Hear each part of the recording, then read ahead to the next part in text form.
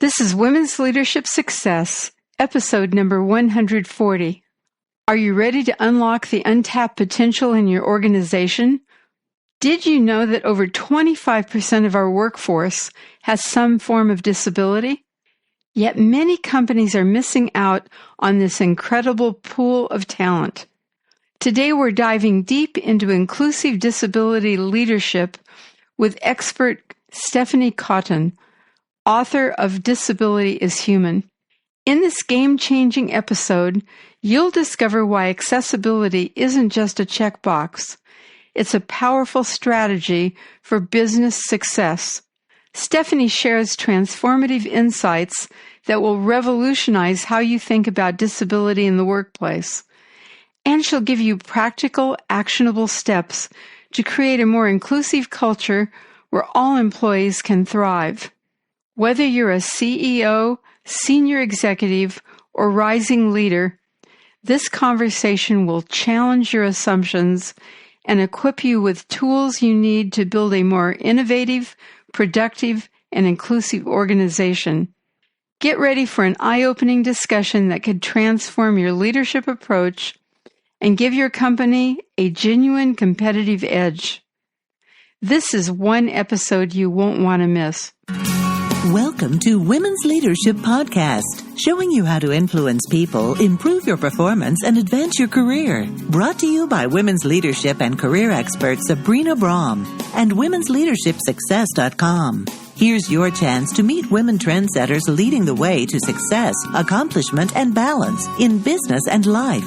No matter if you're a manager, CEO, or entrepreneur, join Sabrina for coaching and no-nonsense advice to improve your career and bottom line. Dr. Stephanie Cawthon is an internationally renowned scholar whose work centers on a powerful premise. When we embrace accessibility, we create environments where disabled people can truly thrive. As a tenured professor of educational psychology at the University of Texas at Austin, Dr. Cawthon has secured over $50 million in federal grants and other research grants for her groundbreaking work. In 2023, she founded the National Disability Center for Student Success at UT Austin, further advancing her mission to transform educational opportunities for disabled students. Her experience is deeply informed by personal experience. Born with hearing loss and living with several mental health and physical disabilities that significantly impact her daily life, which brings both professional insight and lived understanding to her roles as researcher, author, and consultant. This is Women's Leadership Success, and today I'm very excited to talk to Stephanie Cawthon. She's written a great book, Disability is Human, and actually I like the workbook that goes with this just as much as the book. It's really great, and I'm so happy to have you here today. Well, thank you so much for having me. I'm thrilled to be here as well. Please tell us your background and why it was important to you to write this book. Sure. Thank you for that question.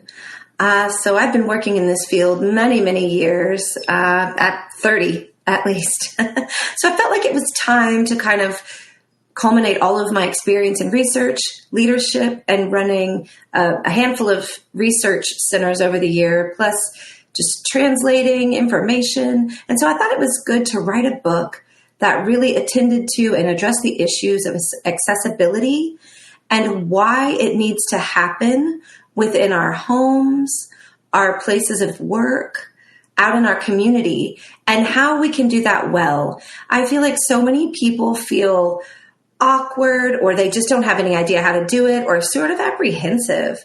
And it's a big thing in this life. And I think with more experience, we can each figure out small things that we can do that are still critical, that will build upon each other in terms of accessibility. So I'll share a story from years and years of working with people. I wanted to do that. And I wanted to put access and accessibility in a place that felt personal and professional at the same time. And so that is how the book came to be. Beautiful. Before we discuss all disabilities, could you tell us more about what deaf people struggle with? Sure. So what I will say is that it's a large population. There are deaf people. There are people that identify as hard of hearing, deaf blind. There's a whole host of people who fall into that category. And so when I use deaf with an uppercase D, it's a sort of an umbrella category for all of those people experiencing hearing loss of any kind. So barriers to communication and access to communication, I think, is the primary struggle. When you think about language and the kinds of barriers that occur when people are considering visual access to information. So for today, this is awesome because we have all kinds of ways to access this information. There's captioning, we have sign language, we have spoken English. People can watch this and possibly read lips. And so for me, that's critical. And that is one way to access. There's not just one way to access information for deaf people. That's very helpful. And then learning more about options and what's possible. Those are positive things. And also often we categorize it, we call it deaf gain. What do we get from being deaf versus having it have such a negative connotation? There are opportunities and there are different ways to address and access communication. It's not a one size fits all. If I were to meet you without any interpreters, what is the first thing I need to ask you so that I can connect with you better? I think, first of all, ask me if communication is clear, if I have access to whatever is happening in that space. So for me specifically, it depends on the environment and the situation. I have and use hearing aids. If it's a large space and they're using a microphone for a presentation, that would make a difference. Let's say, for example, I had a Zoom call, so it's via video, obviously, and it was this morning. It was an access check for everyone, not just me as a deaf person, everyone in the room. They were asking if access was clear. Does everybody have what they need? And so it's not always about me or just that one person who needs access. It's that everyone in the space and in that interaction needs access. And on the call, there were babies screaming and people had kiddos there. And so the woman who had her babies in the room needed different access support as well. It wasn't just me. So really thinking about access globally, not just say the deaf person you're meeting or the person with a disability you're meeting, but more globally and how it can impact and affect everyone's access to communication. That is a brand new thought for me. And I want to know more about access. But first, I would like to ask you, what is a disability? Okay. So in academic language, it's, a definition of disability. Oh, gosh, years of history and research go into that answer. Briefly, I feel like today, the current theories, it's both physical, and then there's individual characteristics. It's a human experience. And then also how our world responds to a person, how society responds to a person with disability.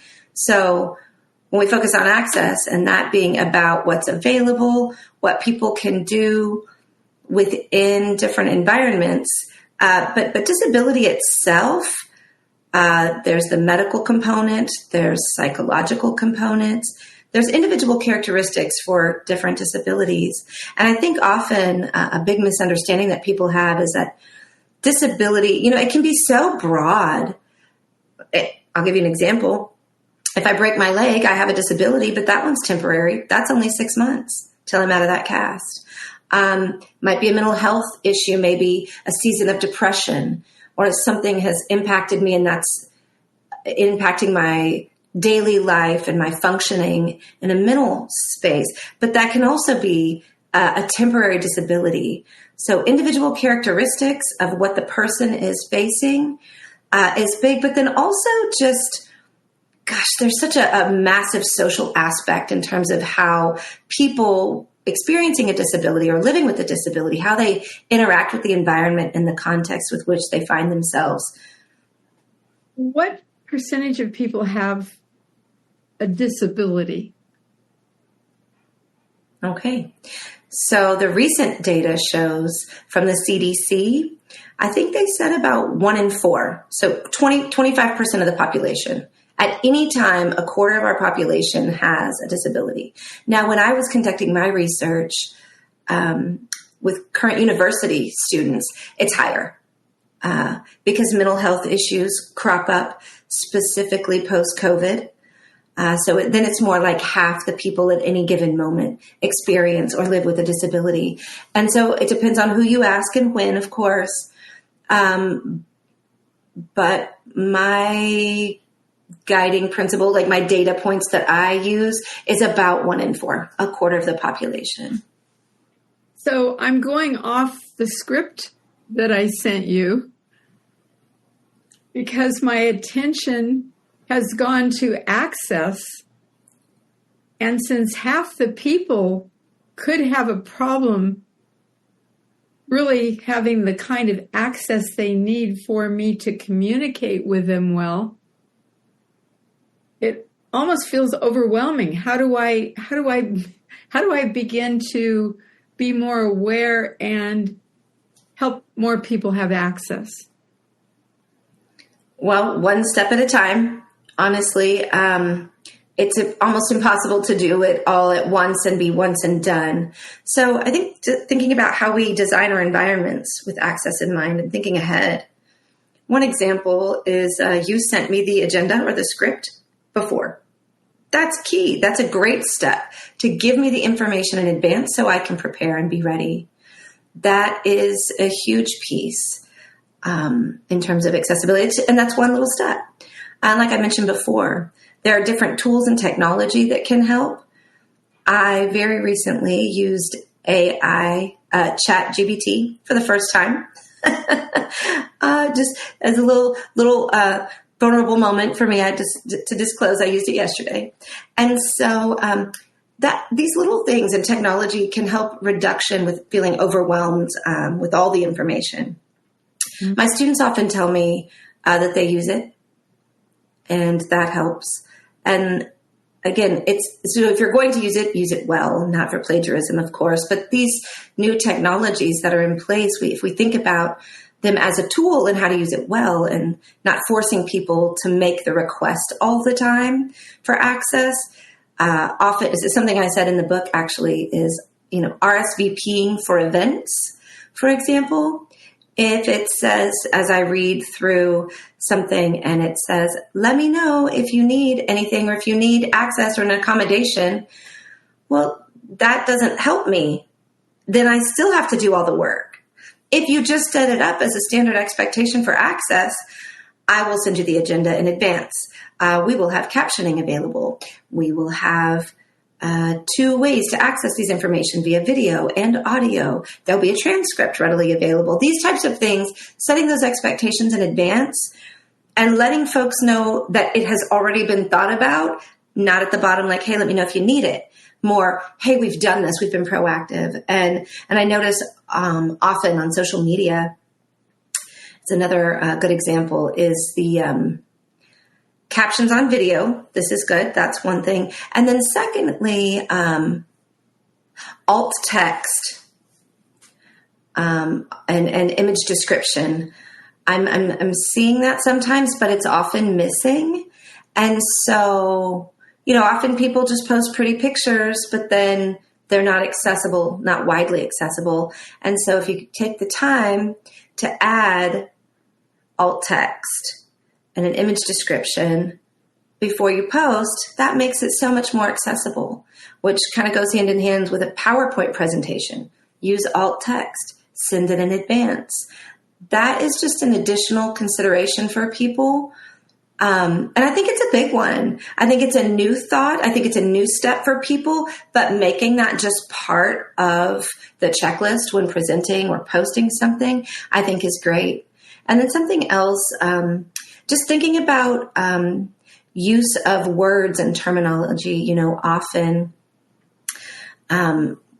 ableism or ableist lenses are used in terms of some of the words that we use. Like, let me give you a phrase. People say it and don't think twice.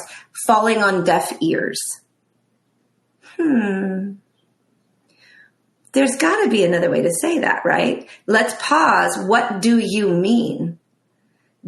What did you mean? Did you want feedback? Did you not get the feedback you wanted? Did you feel ignored? So if you replace the phrase with what you actually meant versus the impact of it sounds like a criticism of deaf people.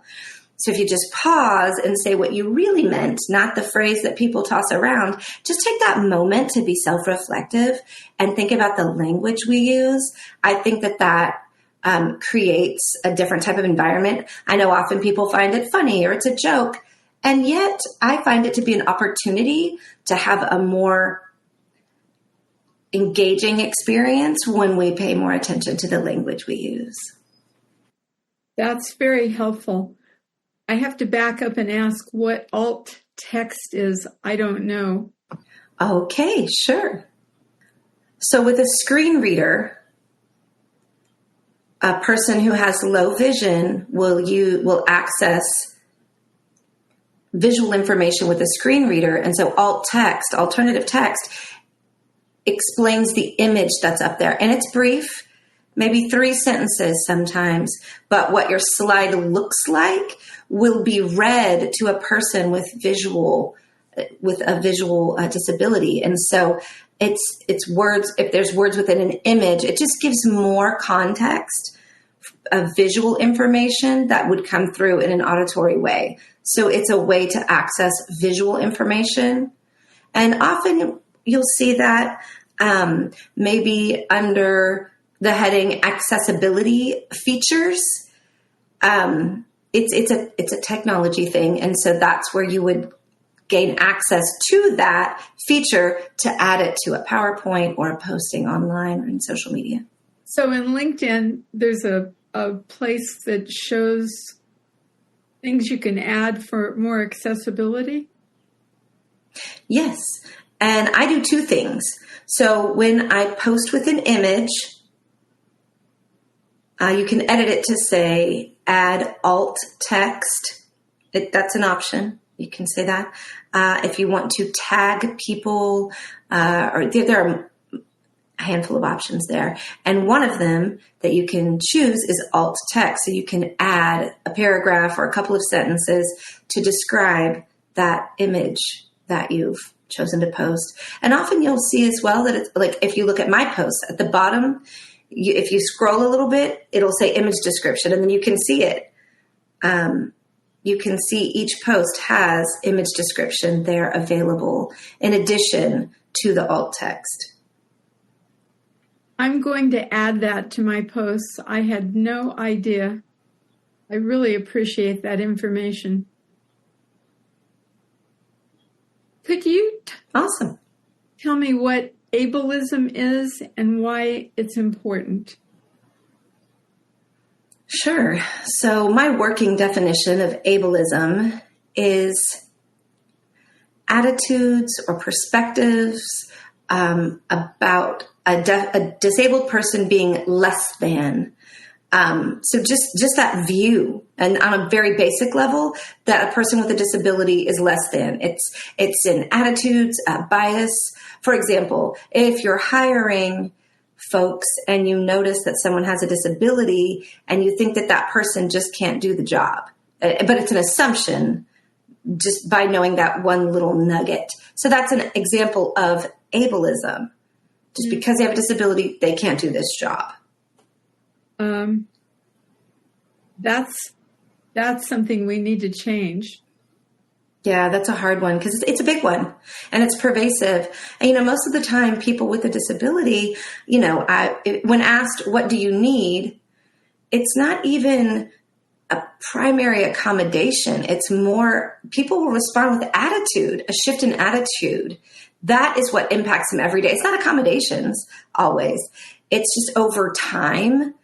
it's really hard because those little things add up. You experience it every day. It's a lot. Years ago, my 97-year-old godmother became blind.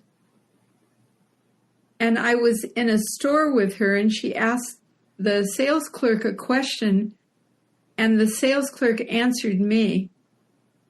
And I said, she's blind, but her brain works, and she can hear what you're saying.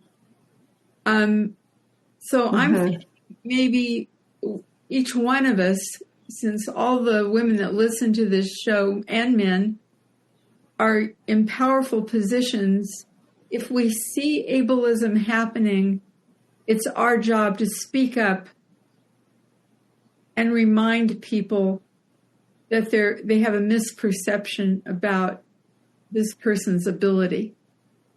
Yes, for sure. And I also think that leaders can model things and attitudes and the language that they use without calling attention to everybody. Stop, let's have a meeting. We need to discuss this. Just do it. Lead by example, change the behavior, change the language. And I'm the same way. There's language use that I also need to consider, and be more thoughtful of my word choices. And so we just do that by example. And another thing is transparency. If you're building a culture where disability is not a negative thing, like, you know what, like, let's be flexible. Let's add some flexibility. Instead of just automatically thinking, that person is lazy, like, let's take that out of the equation. It's how we model. It's more by what ableism looks like in your behavior, like how you convey that. And so modeling that or leading by example is a really great way to kind of shift the attitudes surrounding that. My favorite quote right now is, accessibility is not a to-do list. It's a to-be list.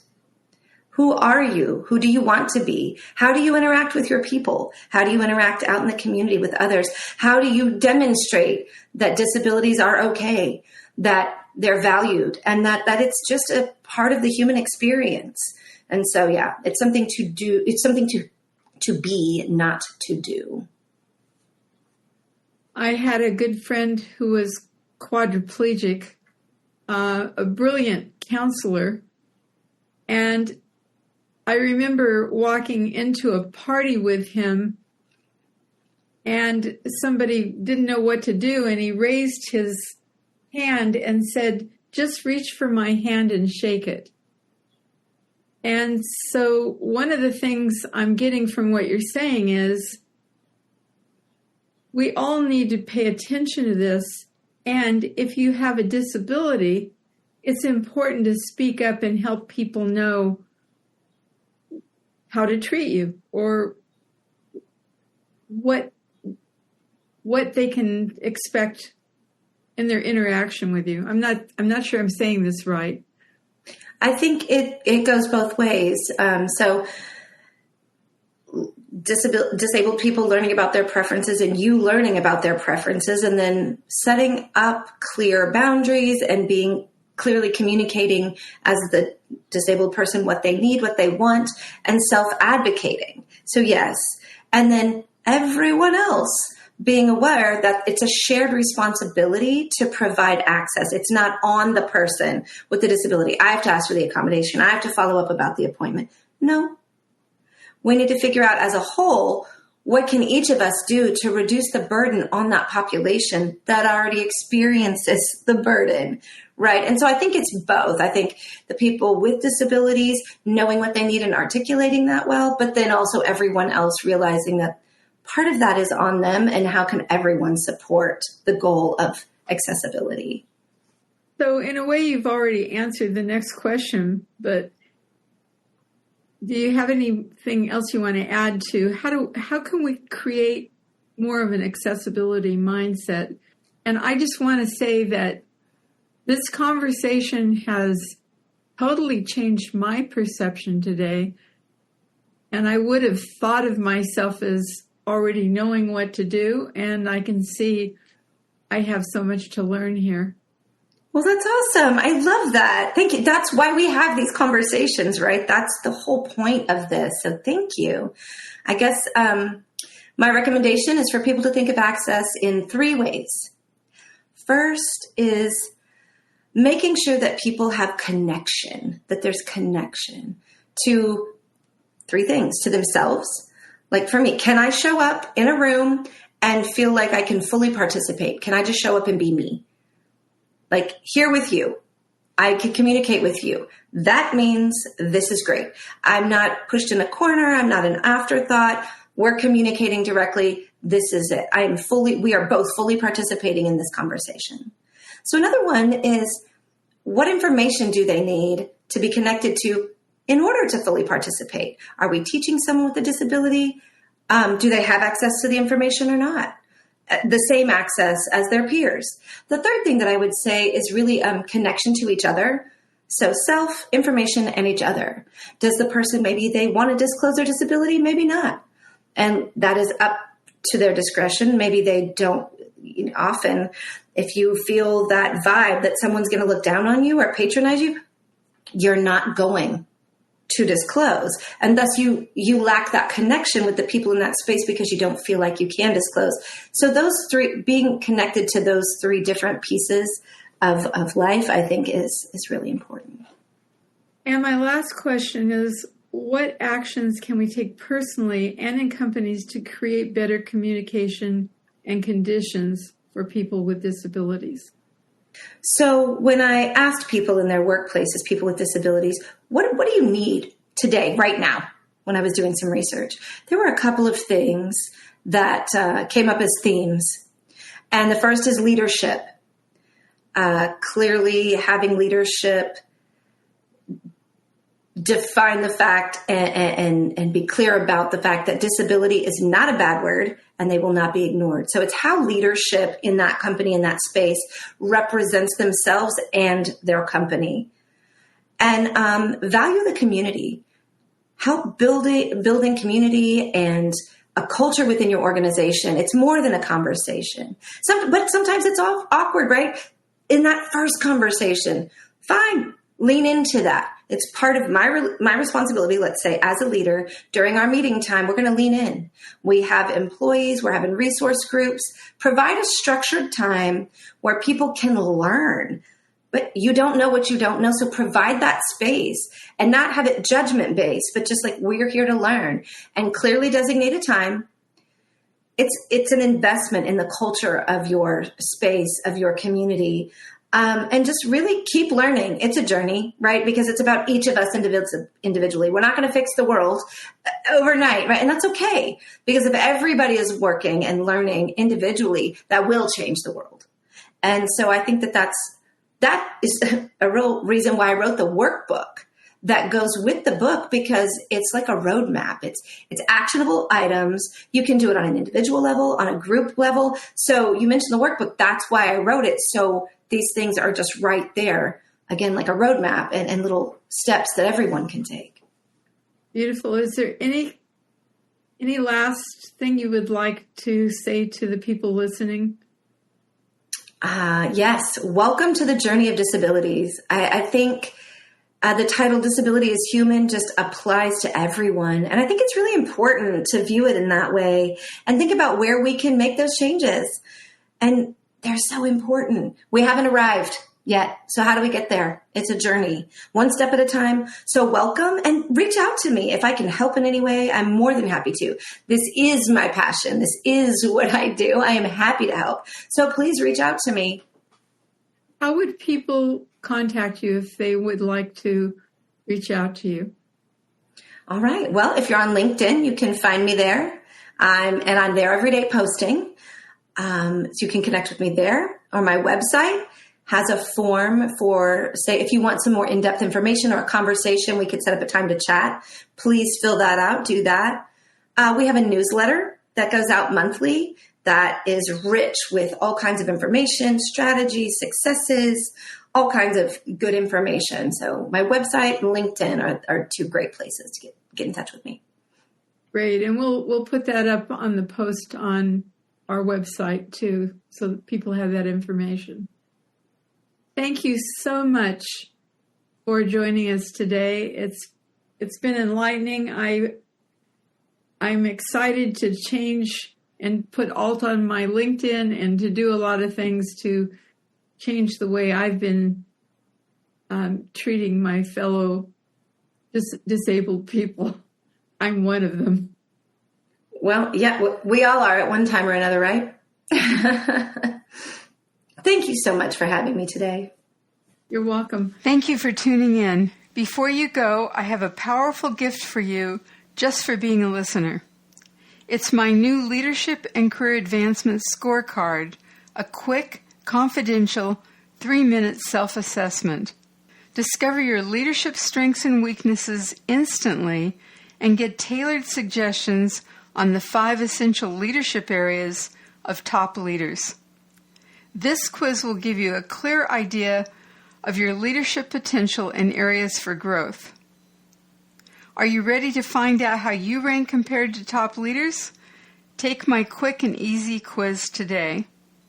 To get started, go to www.womensleadershipsuccess.com/women-leadership-scorecard or click the link in the show notes. Thank you for joining your host, Sabrina Brahm, on another Women's Leadership Podcast. If you have questions or comments, you can email her at sabrina@sabrinabrahm.com. Since 1989, Sabrina and her team have helped hundreds of women managers, business leaders, and entrepreneurs with valuable trainings, articles, books, and executive coaching. For additional tips, interviews, and free access to Great Leaders Today mini-course, visit www.womensleadershipsuccess.com.